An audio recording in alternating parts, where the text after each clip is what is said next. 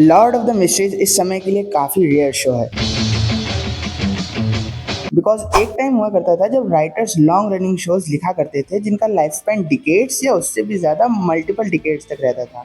One piece जैसे shows तो literally 90s से एयर हो रहे हैं, पर आज ऐसे शोज नहीं लिखे जाते और राइटर ऐसी स्टोरीज लिखने से इसलिए कतराते हैं क्योंकि अब लोग एक फास्ट पेस्ड एक्शन शो देखना ज़्यादा पसंद करते हैं बजाय हज़ार एपिसोड के जहाँ मेजरली कुछ हो नहीं रहा होता, जो कि ठीक भी है। प्रेफरेंस समय के हिसाब से बदलता रहता है और मैं ये भी नहीं कहूँगा कि ये शॉर्ट शो अच्छे नहीं है, बिल्कुल नहीं, ये मास्टरपीस है।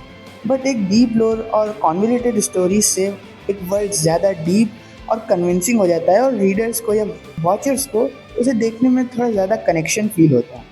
और आज की डेट में यही काम कर रहा है। इस सीज़न एयर हो रहा है एनिमे या चाइनीज डोंगवा लॉर्ड ऑफ द मिस्ट्रीज, और आज हम उसी के बारे में बात करेंगे।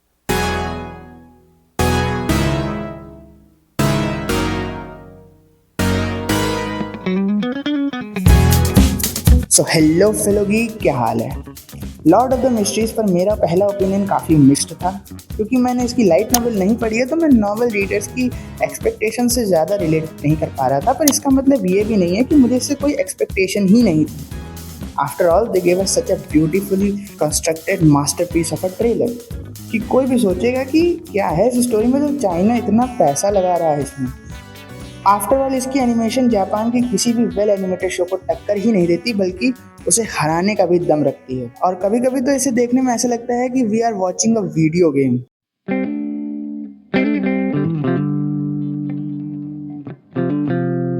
अब मैं अपने एक्सपीरियंस की बात करूं तो पहले 2 एपिसोड एयर होते हैं और जो मैंने सोचा था उससे कुछ अलग होता है। लोगों का रिएक्शन काफ़ी मिक्स्ड था। कुछ लोगों ने कहा ये काफ़ी अच्छा है और कुछ ने कहा ये कंफ्यूजिंग है, मतलब क्या हो रहा है ये। लेकिन मैं एक बात कह दूँ कि एक चाइनीज़ डोंगुआ है और इसकी ऑडियंस काफ़ी लिमिटेड है, जिसमें ज़्यादातर चाइनीज़ ऑडियंस और नॉवल रीडर्स थे या फिर वेतरन ओटाकुल जिन्होंने नॉवल पढ़ रखी है या उसके बारे में सुना था। और गाचिया गुडा सोलो लेवलिंग जैसा इसका प्रमोशन भी नहीं हुआ था, तो ये जितना भी फैला है, जितनी भी इसकी ऑडियंस है, वो वर्ड ऑफ माउथ से ही ज़्यादा था। और इसकी शुरू की स्लो रिएक्शन का एक कारण ये भी हो सकता है कि इस सीजन बहुत सारे फैमिलियर शोज एयर हो रहे हैं, जो कि एक एकदम नए शोज से, जो कि एक डिफरेंट नीश से आता है, जो एक डिफरेंट कंट्री से आता है, तो उससे देखने में काफ़ी आसान है। तो क्या ये सच में कंफ्यूजिंग है? नहीं, मेरा मानना यह है कि एक टफ शो है। इसमें बहुत सारी चीज़ें हैं जो पावर सिस्टम को कंट्रीब्यूट करती हैं। इसका वर्ल्ड भी बहुत डीप है, जो कि मिस्ट्री से भरा है, और सबसे ज़रूरी बात, ये चाइनीज़ में है तो इसे फॉलो करना थोड़ा कठिन है। ऑल्दो अब इसका हिंदी डब अवेलेबल है क्रेंचीरोल पर, तो तुम लोगों को ज़्यादा दिक्कत नहीं होगी। पर मेरे लिए ये ऐसा था जैसे किसी हिंदी मीडियम के बच्चे को इंग्लिश की डिक्टेशन बोल दी जाए पहले ही दिन। It was tough. अब शो की बात करें तो हमारा MC जो मिंगरुई एक लक एनहेंसमेंट रिचुअल करता है और ट्रांसमाइग्रेट हो जाता है क्लेन मोरेट्टी की बॉडी में इन अ डिफरेंट वर्ल्ड, जिसकी सेटिंग एक विक्टोरियन एरा जैसी है, जिसे कहा जाता है आयरन एज। अब उसे घर वापस जाने के लिए कई मिस्ट्रीज को सॉल्व करना पड़ेगा और अपने पावर सिस्टम को भी समझना पड़ेगा, जो कि मेनली पोशन से डिराइव होता है, जो 7 मेजर गॉड से रिलेटेड हैं।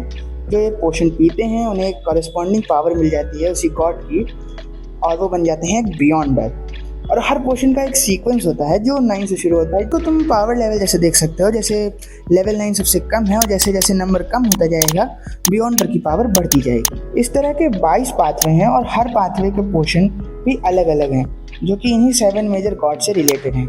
ये तो बहुत ही ब्रीफ डिस्क्रिप्शन है। पावर सिस्टम सिंपल होने के साथ साथ काफ़ी कॉन्वोल्यूटेड भी है, तो उसके बारे में मैं एक अलग से वीडियो बना दूंगा इसका पावर सिस्टम और वर्ल्ड समझाने के लिए, तो तुम लोग अभी टेंशन मत ना हो। मुझे इसकी पेसिंग से बहुत ज़्यादा दिक्कत नहीं हुई क्योंकि ये स्टोरी काफ़ी लार्ज है, तो इतना तो बनता है। और इवन तो ये लो पॉइंट से स्टार्ट हुआ था, but people have now understood that this is no less than a masterpiece, a well written story with such a deep lore. और एपिसोड 3, माय गॉड, एपिसोड 3 से तो स्टोरी एकदम मेजर एस्पेक्ट में start होने लग जाती है, और मतलब तुम्हें इंतज़ार नहीं करना पड़ेगा कि कब ये शो एकदम पेस पकड़ता है। मैं तो कहूँगा शुरुआत से ही पेस पे ही है। मगर the best point is the advancement in isekai. धीरे धीरे इसेकाई एक ट्रैशी जॉनरा बनता जा रहा था। Although some good shows are there like Mushoku Tensei and ReZero, मगर ज़्यादातर अब इसेकाई को केवल एक मनी मेकिंग मशीन की तरह इस्तेमाल करते थे, जहाँ पे वही एक सिंपल सी स्टोरी, ओवर पावर्ड एमसी या थोड़ा सा वियर्ड एमसी और फिर उसका एक हारेम, मतलब उसको एक फ़ैन सर्विस की तरह बना दिया था। और वहीं एलओटीएम जैसे एक शो आता है और दिखाता है कि व्हाट रियली इज़ इसेकाई। ये एलओटीएम इसेकाई जॉनरा को फिर से डिफाइन कर सकता है, ऐसा शो है। एलओटीएम ये भी दिखाता है कि how you should create a world.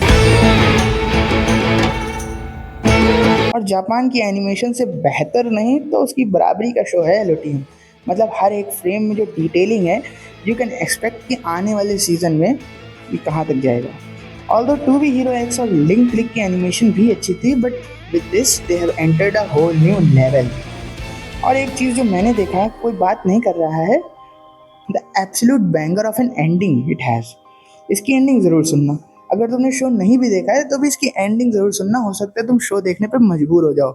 The dark dream एक ऐसी एंडिंग है जिसे मैं लूप पे सुन रहा हूँ इसे पहली बार सुनने के बाद, और मैं तो कहूँगा that's it is the best ending of the year, no doubt.